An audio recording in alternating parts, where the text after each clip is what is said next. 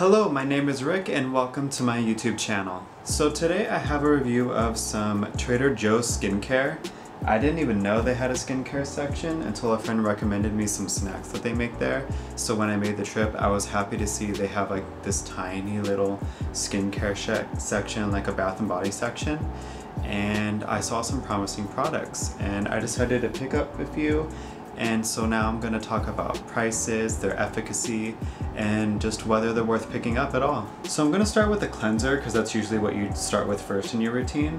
And all products I have are from their Nourish line, and this is the all-in-one facial cleanser. And I literally just used it once and I just knew that this wasn't the product for me. It doesn't have any like SLS or any of those harsh surfactants in it that strip the oils from your face, but somehow it still left me, you know when you use a really harsh cleanser and your face feels really tight? It left me with that feeling for some reason, so that's why I decided to discontinue using it. But as for the ingredients, I'm going to read a few. So this has ubiquinone or coenzyme Q10, and that's going to scavenge free radicals that are created from UV exposure from the sun. It also has tocopherol acetate, which is vitamin E, which is another antioxidant. It has theoxytic acid, another antioxidant.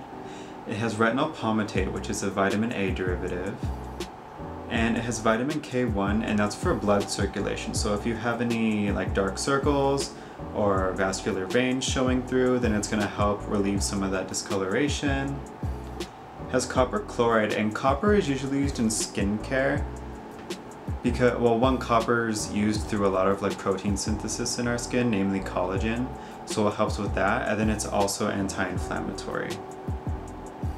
And then it has vitamin D3. There's not a lot of research on vitamin D3. It was found to help with cell proliferation or cell growth in people who had psoriasis. But other than that, it's not really that revolutionary of an ingredient.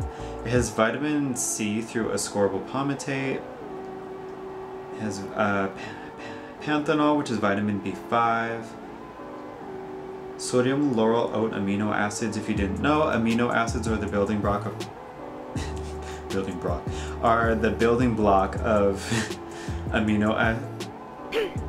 they're the building blocks of proteins which make up our skin, so they help make sure that the skin's working as effectively as it should.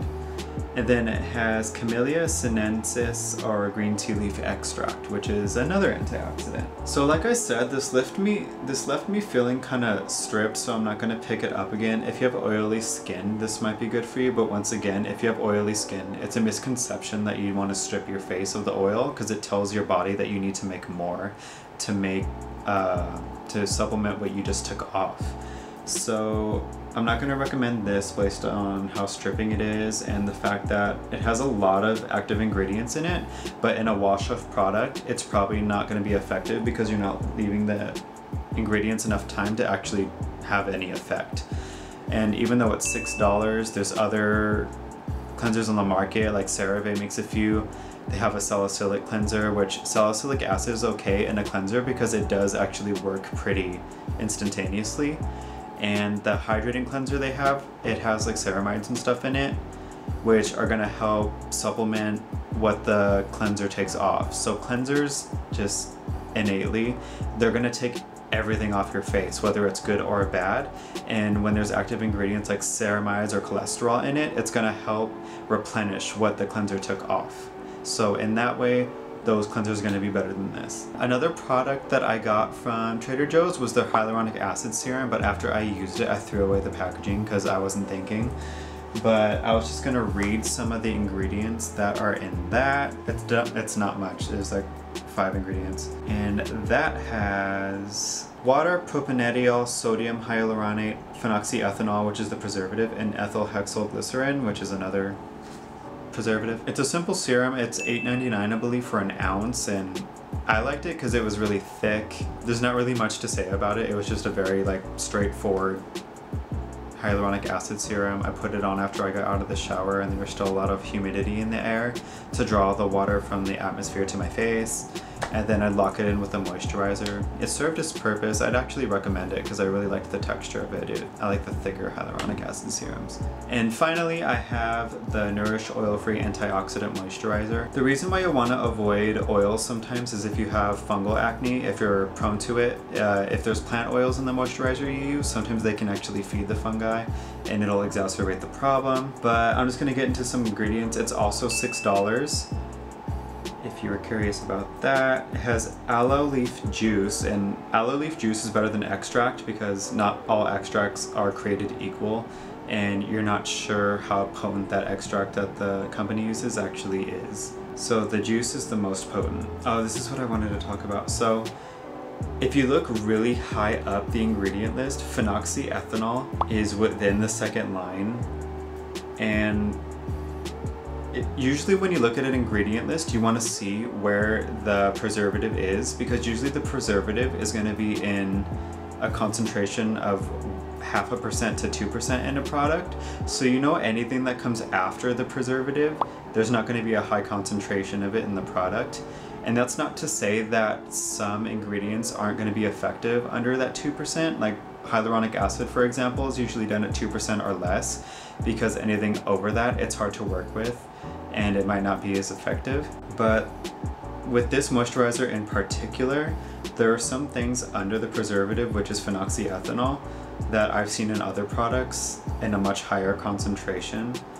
For instance, it has ascorbyl palmitate, and the thing about a vitamin C derivative like that is L-ascorbic acid is the most potent and most biologically available form of vitamin C, and if it's a derivative, it's not going to be effective. And then on top of that, if it's under 2 or even under 1% in a product, like, it's pretty much like not having it in there. And then it has a bunch of extracts in it: vitamin K1, vitamin K3, hydrolyzed silk, copper PCA, retinol. Retinol's okay in a really low concentration because it can be pretty irritating if you're not used to it. Retinol palmitate, coenzyme Q10, it's so far down low, it's probably less than 0.5%. So they tout this as an antioxidant facial moisturizer, but it's kind of misleading because most of them are under the preservative, like I said, which means they're going to be in a very low concentration, which means they may not be as effective. And the only people I'd actually recommend this for is if you have oily skin. It's a very light moisturizer, but the problem with that is that you don't want to wear it during the day unless you wear a sunscreen, because it does have the retinol, it does have those antioxidants like vitamin C that do sensitize you to the sun or thin your skin. And that's why I don't use it, because you'd have to use this at night because of all of the active ingredients in it that sensitize you for the sun. But it's not, I like to use a heavy cream at night with a bunch of actives in it because I want them to work as I sleep. But this is so light and the concentration of the actives is so little that there's almost no point. So you can see that it's pretty much full. I've wore it probably like 3 times. And that's another reason I won't recommend this. The only products out of the Trader Joe's Nourish line I actually recommend are gonna be, no, it's literally just gonna be the hyaluronic acid serum, because it's really simple. It could have a bunch of applications. You could put it on whenever and it's effective. But these two I'm not gonna recommend because this was stripping. This is kind of pointless because of the actives in it. Both have a lot of actives in them, but the way in which they're supposed to be used doesn't take full advantage of them. And even though they're cheap, you can find alternatives pretty easy. So yeah, that's gonna be my review of Trader Joe's skincare. I have a few other videos coming. I know in my other couple of videos I've been saying that like I have a San Francisco vlog and an Ordinary review, but I haven't used all the Ordinary products and I don't want to put up a review without having using a product. So that's gonna come probably next week or the week after.